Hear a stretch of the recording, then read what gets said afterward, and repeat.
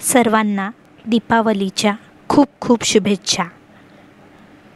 आज दीपावलीनिमित्त आपण जाणून घेणार आहोत लक्ष्मीपूजन नेमके कसे करावे.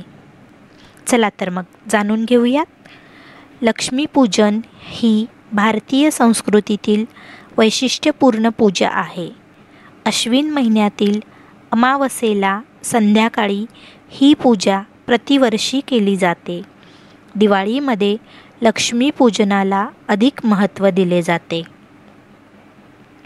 दिवाळीच्या अमावस्येला केरसुनी पूजन केले जाते.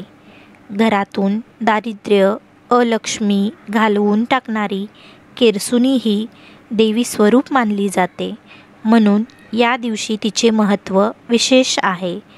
अश्विन अमावस्येच्या रात्री लक्ष्मी सर्वत्र संचार करते आणि आपल्या निवासासाठी योग्य असे स्थान शोधू लागते, जेथे चारित्र्यवान, कर्तव्यदक्ष, संयमी, धर्मनिष्ठ, देवभक्त आणि क्षमाशील पुरुष आणि गुणवती आणि पतिव्रता स्त्रिया असतात.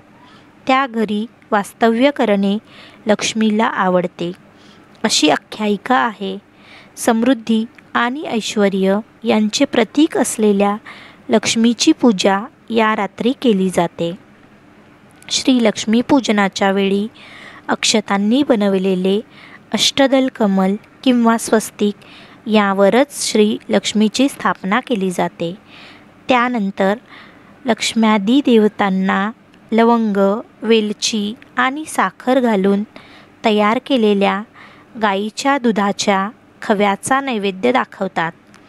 धने, गूळ, साळीच्या लाह्या, बत्तासे इत्यादी पदार्थ लक्ष्मीला वाहून नंतर ते आप्तेष्टांना वाटतात.